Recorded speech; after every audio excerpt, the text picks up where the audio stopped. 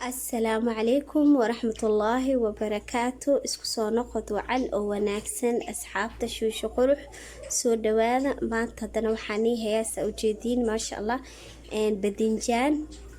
badinjaan oo waxa waaye iyo bataatis oo si qurxoon loo soo sameynayo. waa casho fudud oo maasha Allah oo macaan marka saas ula socda. badinjaanka saliid ku soo duway, bataatiska saliid ku soo duway oo diyaar marka intan waxa yaalo tamaatim, yaanyada waaye iyo basashi iyo boharaadki iyo barbarooni iyo waxyaro basal saa ujeedin insha Allah. marka la socda sida la isku daraayo.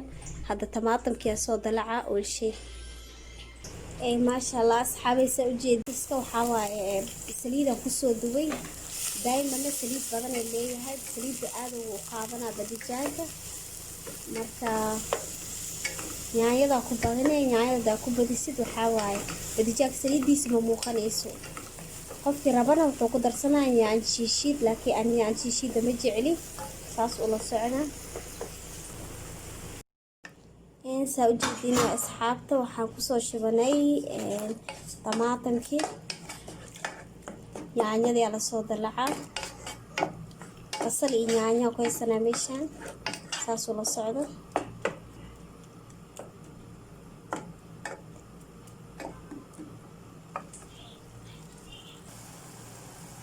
saa ujeedin waaye tamaatimka saan inoogu soo baxday. waxaan ku darsanaynaa boharaadka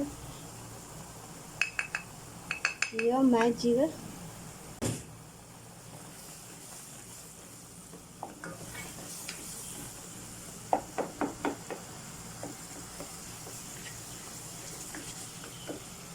هول فضت. saas ula socda marka asxaabaysa ujeedin waaye badinjaankii oo howshiisa fududeed, cashada fudud ahaa maasha Allah. sidaana u soo sameysanay maasha Allah, si qurux badan oo noogu soo baxay.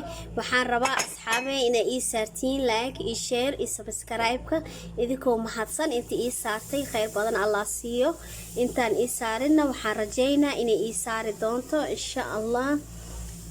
والسلام عليكم ورحمة الله وبركاته. اللهم اجعل القرآن العظيم ربيع قلوبنا ونور صدورنا وجلاء